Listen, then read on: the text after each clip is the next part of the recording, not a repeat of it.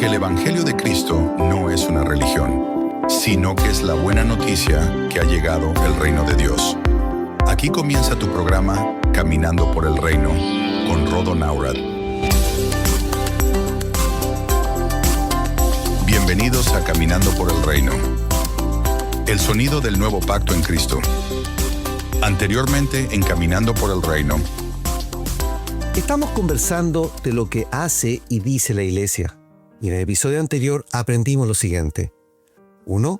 La Iglesia no debe ser mirada como una organización eclesiástica, sino que debe ser mirada y entendida como un organismo vivo. Es así como Pablo quiere que la entendamos, que es un cuerpo. 2. La realidad de un miembro está emplazada por 3 principios básicos. El primero, que cada miembro debe saber qué lugar tiene en el cuerpo. El segundo es el valor de la asignación dentro del cuerpo. Y por último, la dependencia de la función del miembro con la de otros. 3. Pablo deja clara que la posición de un miembro en el cuerpo ha sido diseñada por Dios. Él compuso el cuerpo. 4. Al asistir a una reunión, dar ofrendas y diezmos, no te hace miembro del cuerpo de Cristo. Te hace perteneciente a una institución o organización. 5. La ignorancia de los corintios los llevó a tener conflictos y divisiones entre ellos. Pablo en sus 14 cartas exhorta y procura sacar de la ignorancia para que la edificación de los santos sea correcta en todo lugar. Y 6 y último, nadie puede conocer la realidad de la iglesia o la eclesía si Cristo no se revela primero a su vida.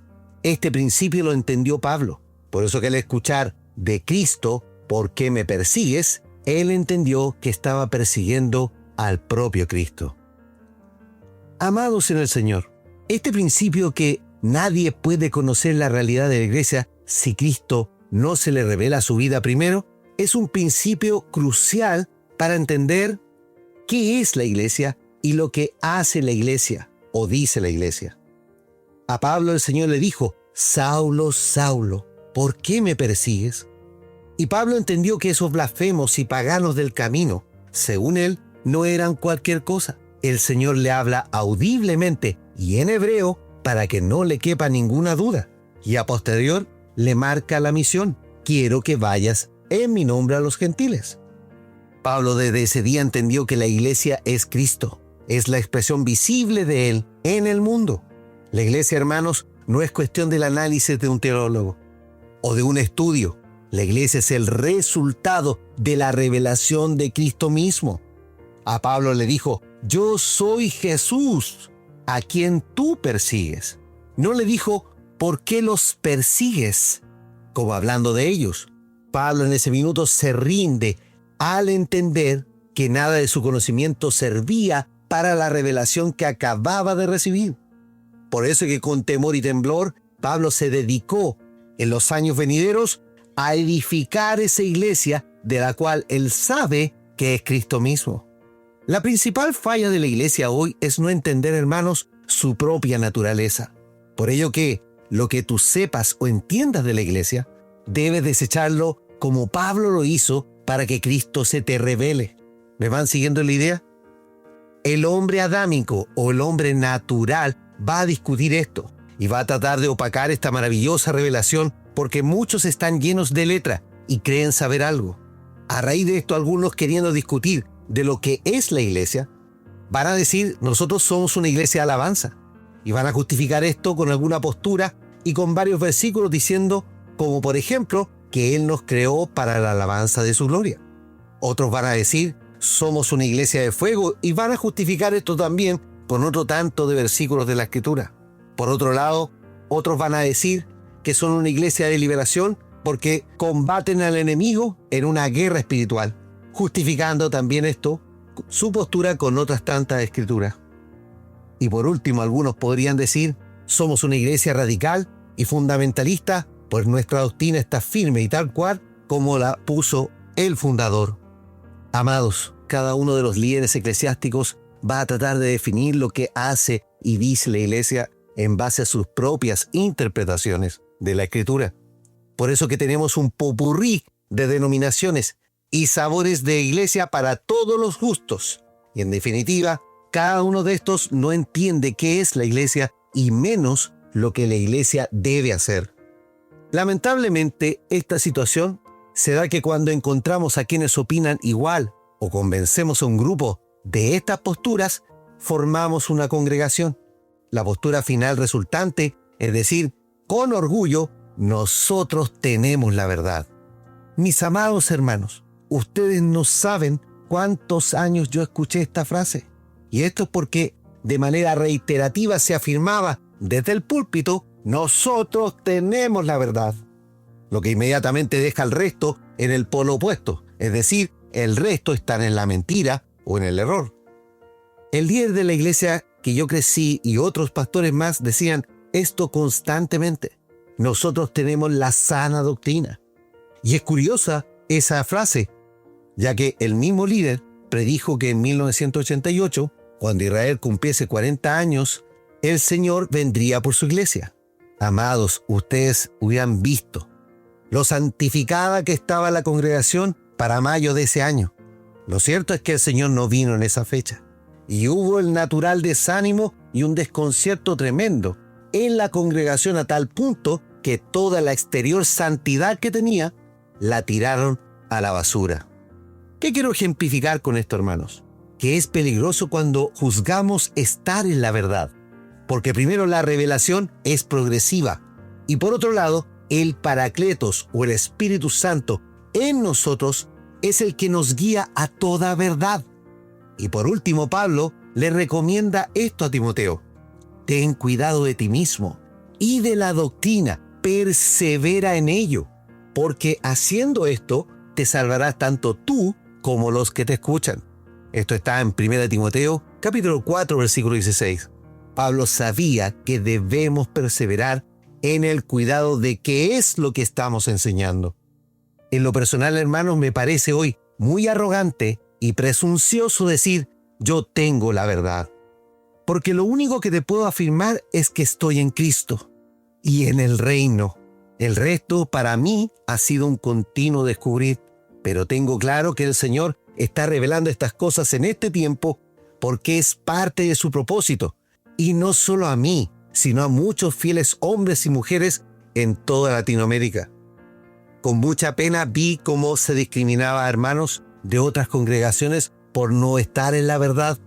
Y el pensamiento sectario de esto es, a menos que ellos no se conviertan a nosotros, nunca van a estar en la verdad. ¿Has escuchado esto alguna vez?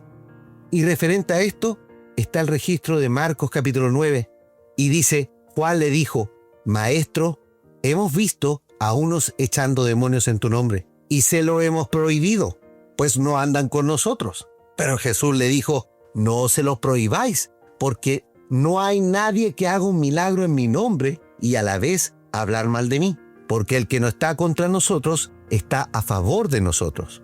Esto está en Marcos capítulo 9, versículo 38 al 40, en la versión cuarta de la Biblia textual.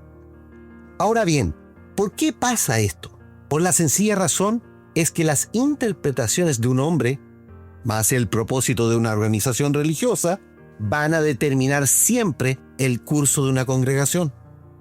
Por eso que la definición de iglesia es lamentablemente el resultado de la visión, misión y propósito que un hombre o una organización definió para ella y no según Cristo. Cuando Pablo entendió la revelación que es la iglesia y que la iglesia es Cristo, este suceso marcó profundamente el ministerio de Pablo y su curso. Cristo le dijo, para esto me aparecí a ti. Amados, cuando entendí esto, a mí también se me reveló la realidad de la iglesia. A Pablo se le apareció Cristo para que él fuera un servidor, un diáconos. La Reina Valera traduce esta palabra como ministro, pero en el fondo Cristo lo establece como un servidor, un testigo de las cosas que has visto de mí, un testigo de las veces que me voy a aparecer a ti. No es solamente un suceso en el camino a Damasco. Esto sigue y va a seguir siendo en tu vida. Pablo, en su humildad, le dijo lo siguiente a los filipenses. No que lo haya obtenido ya, ni que ya esté perfeccionado, sino que sigo corriendo por si logro alcanzar aquello para lo cual fui también alcanzado por Cristo. Hermanos, no considero que yo mismo lo haya alcanzado, pero una cosa hago, olvidando las cosas que quedan atrás y extendiéndome a las que están adelante. Sigo corriendo hacia la meta, hacia el premio del supremo llamamiento de Dios en Cristo Jesús. Así que todos los que somos perfectos, sintamos esto. Y si alguno sentís de manera diferente, también esto os lo revelará Dios. Pero en aquello a que hemos llegado, sigamos lo mismo. Filipenses capítulo 3, versículos 12 al 16, en la versión cuarta de la Biblia textual. Con todo lo ocurrido por el apóstol en más de 20 años, escribe esta carta diciendo que aún no ha alcanzado, pero él persigue. ¿Qué cosa? ¿La doctrina de un hombre?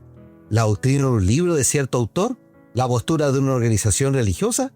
¿La postura de la iglesia del camino? No, hermanos. Pablo sigue adelante al premio del supremo llamamiento de Dios en Cristo Jesús e invita a todos a seguir adelante en lo mismo.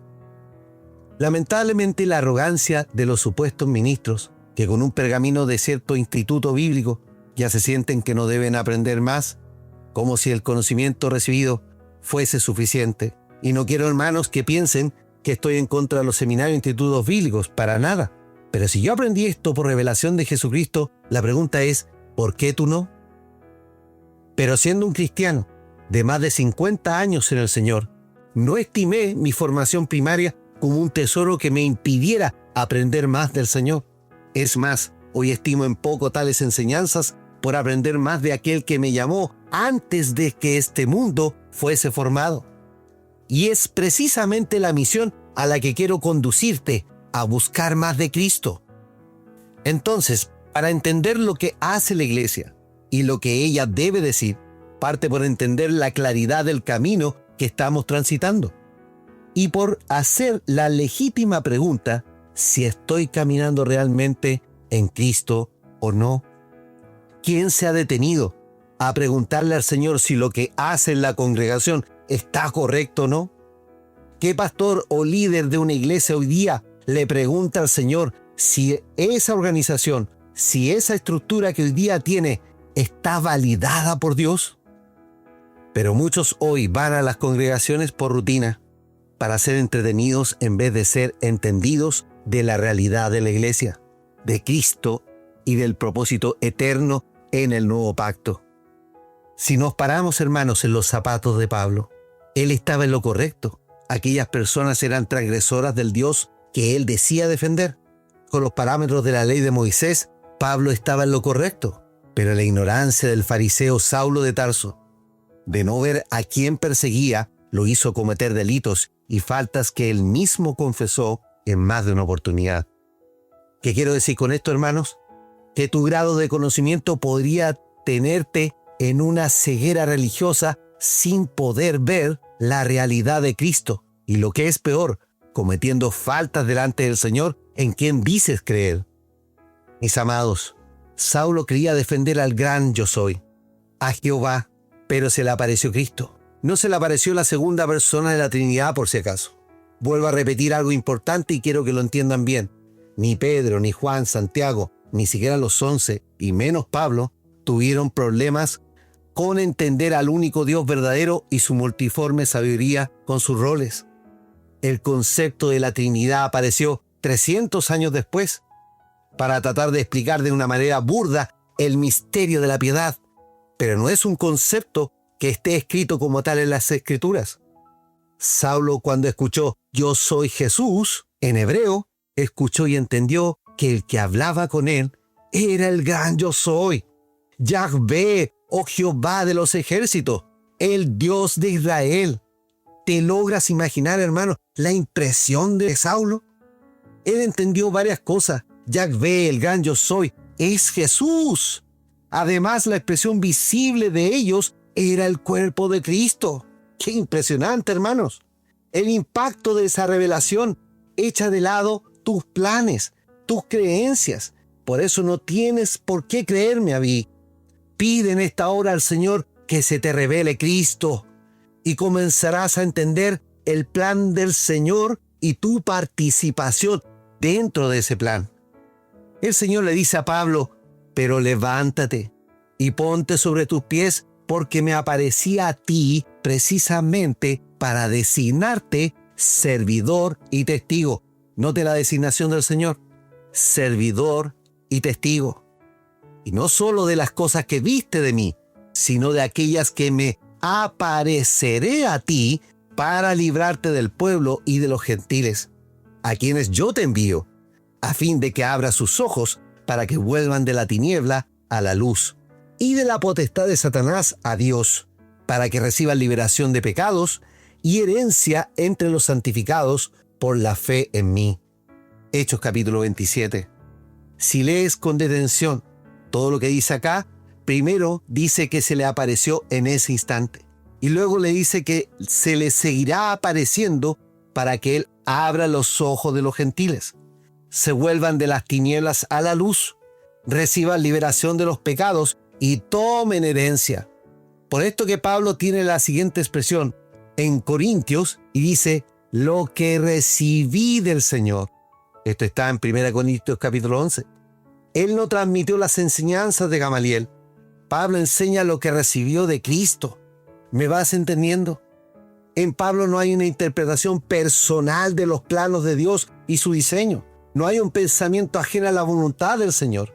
Nota la humildad del ministro que llega a tal punto en sus mensajes al decir, esto lo digo yo y no el Señor. En 1 Corintios capítulo 7, por ejemplo. Porque Pablo entiende que no está frente a ovejas torpes y tontas. Está frente a los santos, a los escogidos por Dios.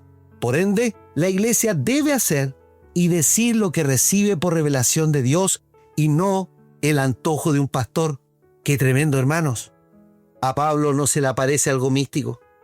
Es alguien que se le muestra en base a la renovación del entendimiento. Y ojo con esto, charlatanes en los púlpitos sobran hoy. El verdadero ministro te va a llevar a la luz de Cristo siempre. Pablo no llevó a los santos en una religión. Pablo no formó una organización religiosa con los santos. Él formó un cuerpo de apóstoles que lograron alcanzar más territorios, como los de Colosa, Laodicea, Filadelfia, entre otros. La labor de Pablo fue poner el fundamento de Cristo y ser el perito arquitecto para la construcción del cuerpo, labor que Cristo le encomendó, y que la prosigan correctamente los formados como apóstoles, profetas, evangelistas y maestros. Por esto te digo, hermano, la iglesia se edifica de lo que tú recibes de Cristo, no lo que lees necesariamente en la Biblia.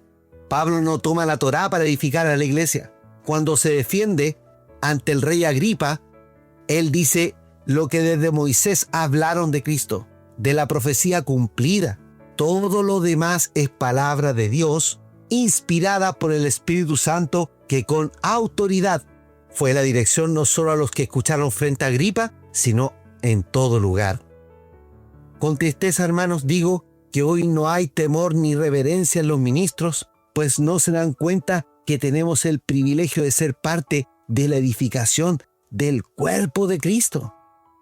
Pero vuelvo a insistir, la presunción, arrogancia y altanería de muchos ministros, predicadores y pastores les impide ver esta realidad gloriosa, porque a pesar de entender la letra de la Escritura, no se les ha aparecido Cristo, no tienen revelación. De verdad les digo que deben dar gracias al Señor que estamos en la economía de la gracia, porque si estuviéramos en la ley, hubiesen muerto estos manipuladores que lo único que quieren es manipularte, porque ellos creen que manejan borregos, ovejas torpes. No, hermanos. Pablo jamás habló algo que no lo inspirara el Espíritu Santo antes, y jamás trató a los hijos y miembros del cuerpo de Cristo como ovejas. Amados, hoy pido misericordia al Señor por aquellos hombres que torpemente guían las congregaciones a sus caprichos.